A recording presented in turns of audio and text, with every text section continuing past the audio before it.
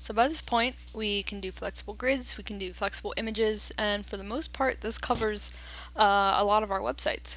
But sometimes our layouts just won't work on all screen sizes, and that's okay. We just have to identify where it's broken, and that lets us know where to apply some fixes. So I came up with this weird little site using some vegetable alarm Ipsum.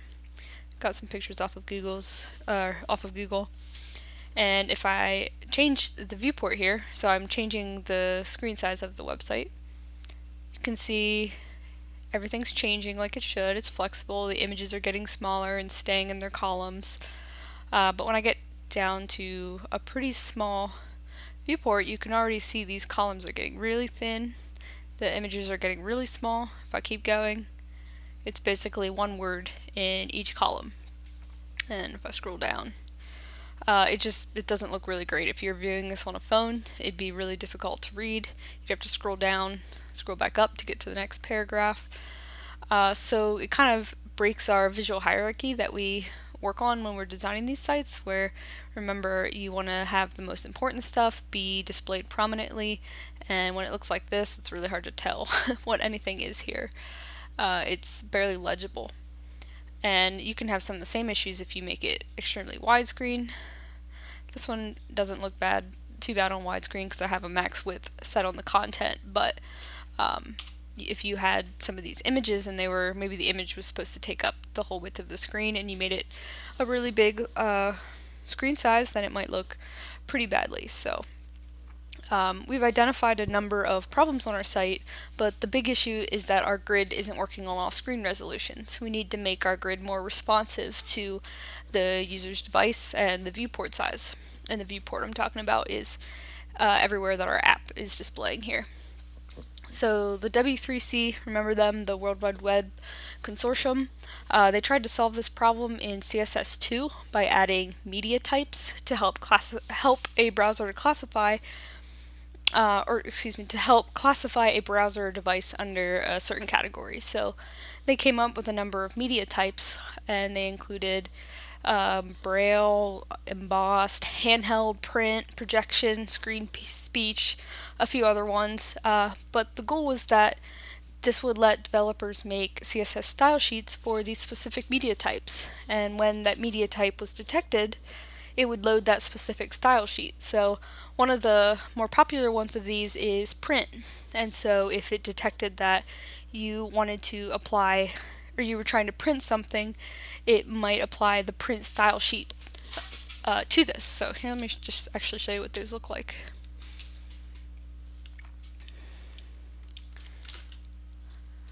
So you can just ignore the rest of the code for now. But I have these 3 link tags here, and you can see that they have this media on here. So this one, global.css, has a media type of all, and so this would apply to all the different types of medias, or mediums. Media? Yeah, media. And this one here would apply only if the type was screen, so like a laptop or something like that. And then this one would apply if you were trying to print. So this was kind of their first attempt at doing this. In addition to having it on the link tag, you could also have it in your actual CSS. So get rid of this for a second. And then I'll open some styles here and say I wanted to write some CSS for specifically if it was going to be printed. So I could do print, and then I could just do my CSS as normal. So if I'm printing, I probably want my background to be white, so I'm not printing a page of black. Maybe my font size, I want to be 15 points, since it's going to be printed. So you don't have to use pixels or anything.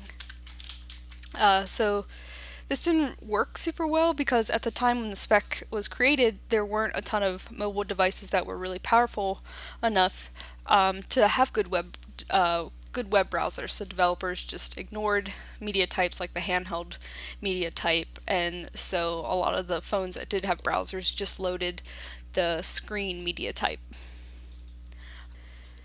The W3C tried again in CSS3, and they released media queries, which was another attempt to solve the problem, and it did for the most part. This is what we use today and what we're going to learn today. So how do you actually write this? Let's jump back into our CSS for a second. I'll just copy one in here. Here's an example.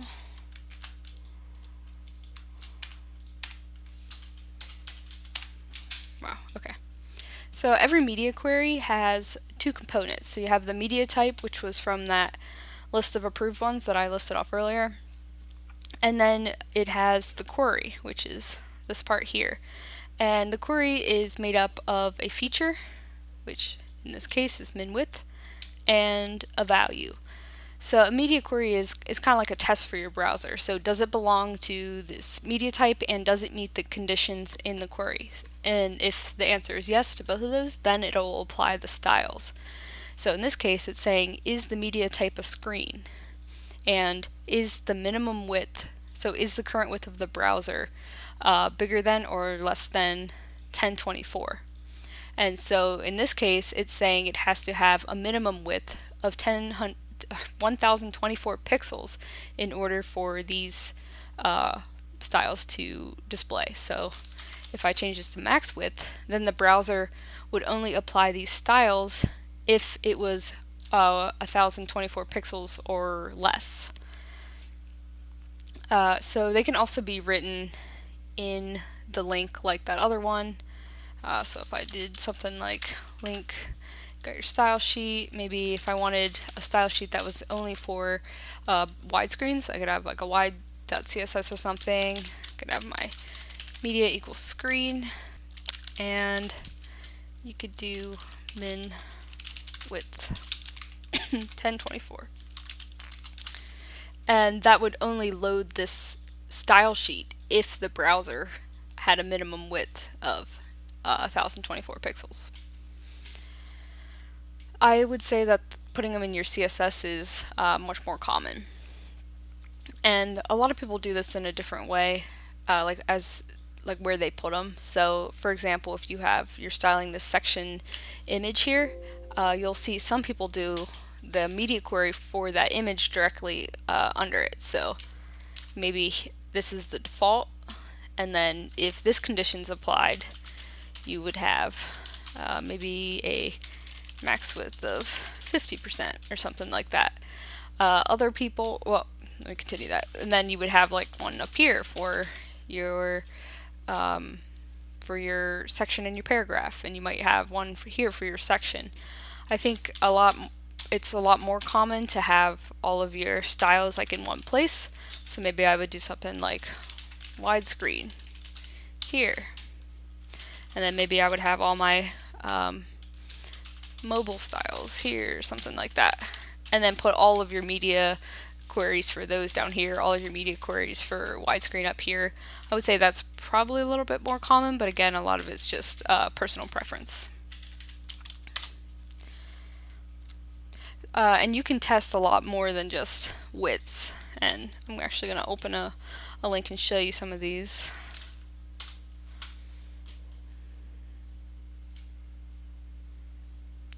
So this is the whole list of features that you can test for. So min height, orientation, and this was introduced, I think, by Apple when they came out with the iPad.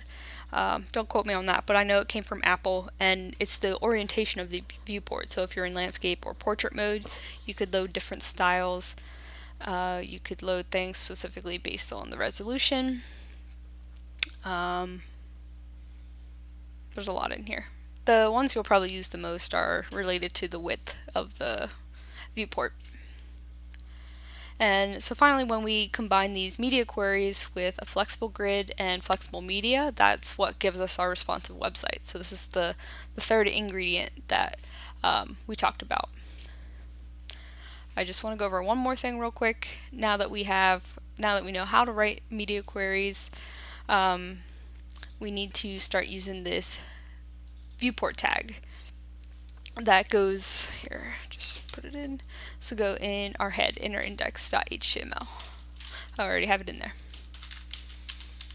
So it's another meta tag, viewport, and then the content width equals device minus width, initial scale equals 1.0. So a little background on why we need this. The browser's viewport is the area of the window on your device that the web content can be seen in. So this is often not the same as the rendered page, in which case the browser can provide scroll bars for the user to scroll around and access the content. So narrow screens like mobile devices, iPhones, and all that stuff, they render pages in what's known as a virtual window or viewport that's usually wider than the actual screen, and then they'll shrink that rendered result down so that it can be seen all at once. And then a user can pan around and zoom and look at different parts of the page. So for example, if a mobile screen has a width of 640 pixels, pages might be rendered with a virtual viewport of 980 pixels, and then once it's rendered, it'll shrink down to fit into those 640 pixel space. And the reason for this is because a lot of pages that aren't optimized for mobile devices will look really, really badly when they're rendered at a small viewport width. And so this virtual viewport was a way to help out these sites that weren't optimized for mobile devices and just help them to look better. But this kind of messes up our media queries a little bit, because if a virtual viewport is at like 980 pixels, media queries that kick in at maybe less than that, like 640 or something, they won't be used, which kind of limits the effectiveness of this responsive design technique. Again, you can read all about this in that article, and I'll post a link to it. But Apple introduced what's called the viewport meta tag, which is what you see here, and that lets the web developer actually control the scale of the viewport. If you're putting in the time to make a responsive site and you're using media queries, you're going to want to set this just so certain devices don't add that virtual viewport and change how your site is displayed.